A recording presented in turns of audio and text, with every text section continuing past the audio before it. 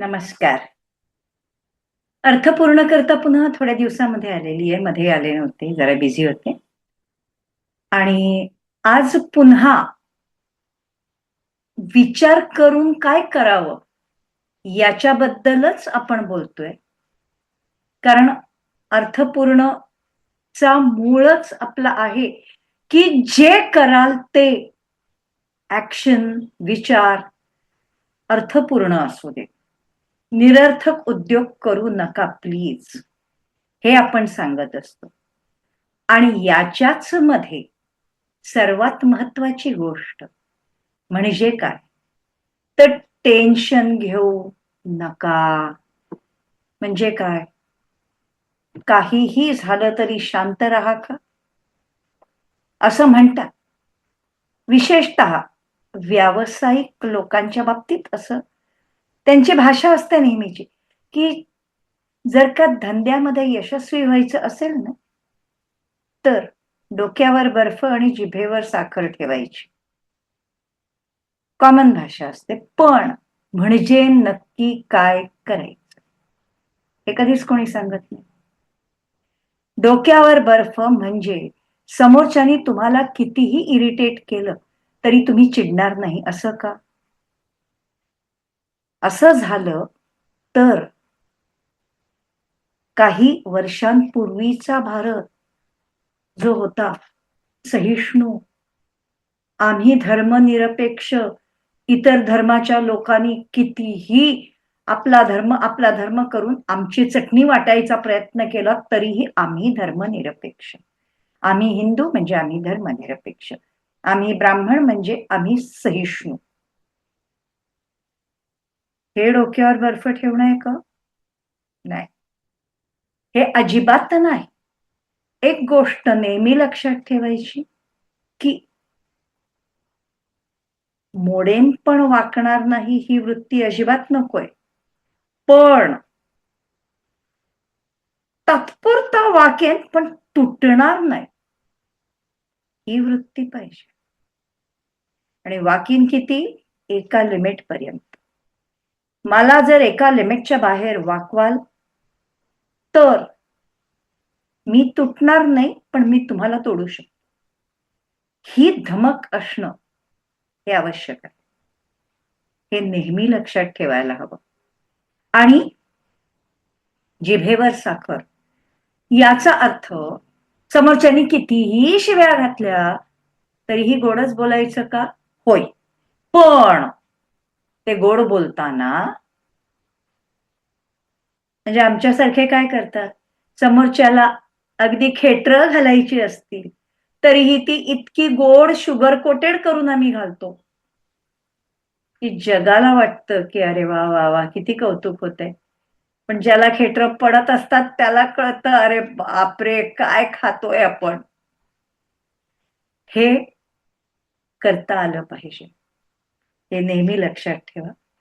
आणि ह्याच्याच बरोबर आणखीन एक महत्वाची गोष्ट काय आहे, की आपल्याला लोकांची वागणी सहन करणं या गोष्टीमुळे नेहमी प्रचंड स्ट्रेस येतो, टेन्शन येतं. आणि मग काय करायचं कळत नाही. मग अरे बापरे! मग तो असे पिंजऱ्यातल्या वाघासारखे लोकं फेऱ्या मारत बसतात फक्त. ह्यानी काय होणार आहे? नुसते पिंजऱ्यातल्या वाघासारख्या तुम्ही इकडनं तिकडे, तिकडनं तिकडे येरझाऱ्या घालत बसलात, तर तुम्हाला काही साध्य होणार आहे का? अजिबात नाही साध्य होणार. मग कशामुळे साध्य होईल? तर ज्या वेळेला तुम्हाला कॉर्नर केलं जातं, ज्या वेळेला तुम्हाला तुमच्या स्वाभिमानाला दुखावलं जातं, पण तुम्हाला गोडच बोलायचंय. त्यावेळेला तुम्ही शांत राहिलात तर तुम्हाला त्याच्या समोरच्याच्या ॲक्शनला रिॲक्शन न देता इंडिपेंडेंटली स्वतःची ॲक्शन करायची मुभा मिळते. स्वतःची ॲक्शन घ्यायची सवलत मिळते. आणि मग समोरच्यानी एक्स्पेक्ट पण केलं नसेल, अशा पद्धतीची तुम्ही ॲक्शन घेऊन जाता. आणि मग समोरच्याला कळत नाही की आता काय करायचं, कारण ती व्यक्ती त्या ऍक्शनच्या रिॲक्शनला प्रिपेअर्ड नसते. त्याची अपेक्षा असते की मी हे केल्यावर तुम्ही हे कराल आणि तुम्ही हे केलं की तो हे करेल. पण एखाद्याने हे केल्यावर तुम्ही अमुक एक गोष्ट करायच्या ऐवजी तुम्ही असं काहीतरी केलं की तो गोंधळून जातो. लक्षात येतंय? आणि जेव्हा तो गोंधळून जातो, तीच वेळ असते त्या समोरच्याला कॉन्कर करायची. जसं मला एकदा आठवतंय, काहीतरी झालं आणि एक त्या एरियातली भांडकुदळ बाई अशी चिवून तावातावानी आली. हे काय करते, काही अक्कल आहे का? तर त्यावेळेला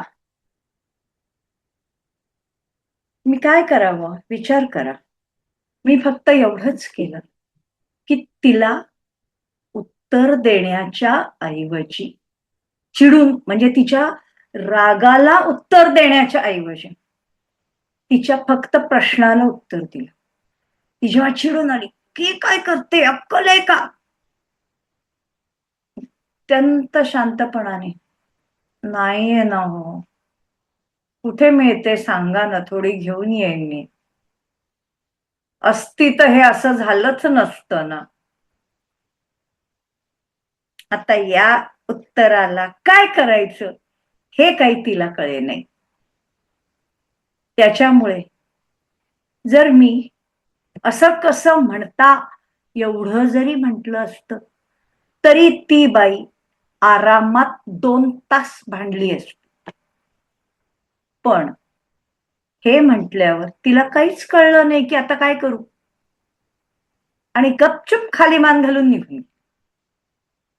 या पद्धतीने तुम्ही कधी कधी शांतपणाने समोरच्याच्या वरती कुरघोडी करू शकता, हे लक्षात ठेवा. आणि त्याच्याच बरोबर लक्षात हे ठेवायचं की टेन्शन, स्ट्रेस ह्याला ज्या वेळेला पॉवर म्हणून वापरायचं असतं ना, त्यावेळेला तुम्हाला याच गोष्टी माहीत असल्या पाहिजे. आणि याच्याच मुळे मी एक ऑनलाईन फक्त 2 तासाचं वर्कशॉप घेणार आहे. 2 तास मी तुम्हाला शिकवणार आणि 1 तास प्रश्नोत्तरांना ठेवणार. आता हे 2 तास आणि 1 तास हे कंप्लीट सलग करायचं का तुकड्या तुकड्यांमध्ये करायचं, हे रजिस्टर झालेल्या प्रत्येक बॅच प्रमाणे आपण ठरवणार आहोत. मला काय, मी एकत्र लागोपाठ 3 तास शिकवायची ही माझी तयारी आहे, किंवा 1 दिवस, 2 दिवस, 3 दिवस असं करून जरी तो स्प्लिट केला, 40 मिनिटं मी एक्सप्लेन करणार आणि त्याच्यानंतर 20 मिनिटं मी प्रश्नोत्तर घेणार. पुन्हा दुसऱ्या दिवशी 40 मिनिटं मी एक्सप्लेन करणार, 20 मिनिटं प्रश्नोत्तर, 40 मिनिटं एक्सप्लेन करणार, 20 मिनिटं प्रश्नोत्तर, म्हणजे पुन्हा 4-12 2 तास शिकवले, 20-60 1 तास प्रश्नोत्तरांना. असंही करणं शक्य आहे आपल्याला. तर कुठला फॉर्मॅट घ्यायचा हे त्या बॅच करता रजिस्टर झालेल्या लोकांच्या मताप्रमाणे मी ठरवणार. पण टार्गेट एकच असणार आहे की तुम्हाला कुठच्याही प्रकाराने स्ट्रेसला, टेन्शनला तुमच्या पॉवरमध्ये कसं बदलायचं हे करता आलं पाहिजे. नुसती थिअरी शिकलात, सर्टिफिकेट मिळालं म्हणजे काय झालं, ते काही कागद दाखवायचे आहेत का लोकांना, का आयुष्य सुधारायचंय? विचार करा. आणि त्याच्यामुळे या कोर्सचं सर्टिफिकेट हे आम्ही तुम्हाला कागदावर नाही देणार, हे तुमच्या पर्सनॅलिटीमध्ये छापलं जाईल. तुमच्या वागण्यातल्या बदलावरून लोकांना कळेल की तुम्ही काहीतरी वेगळं केलंय आणि तुमच्या आयुष्यात तुमचे प्रश्न तुम्ही इतक्या छान पद्धतीने सोडवायला लागाल की त्याच्यामुळे तुमचं आयुष्य पण फुलायला लागेल. मला वाटतं हे प्रत्येक व्यक्तीकरता गरजेचं आहे. तर पहिली गोष्ट, विचार न करता काहीही करू नका. उगाचच्या उगाच फालतूची बडबड करू नका. फालतूच्या बडबडीवर विश्वास ठेवू नका. पण त्याचबरोबर ज्या गोष्टींनी तुमच्यावर तणाव येतोय ना, ती गोष्ट लक्षात घ्या, ती तुमच्याकरता सगळ्यात मोठी ताकद आहे. पण ती ताकद म्हणून कशी वापरायची हे तुम्हाला अजून कोणी शिकवलं नाहीये. ते शिकवण्याकरता मी असणार आहे. ओके? त्याच्यामुळे ते शिकण्यात जर इंटरेस्ट असेल, तर या व्हिडिओच्या कॉमेंटमध्ये तुम्ही तुमचे रिप्लाय टाका आणि त्याच्याच बरोबर तुम्हाला YouTubeच्या माझ्या चॅनलच्या अबाउटमध्ये माझा फोन नंबर वगैरे पण सापडेल. त्या नंबरवर डायरेक्ट माझ्याशी मेसेज करून संपर्क करू शकता. ओके? धन्यवाद. पुन्हा भेटूया पुढच्या व्हिडिओमध्ये.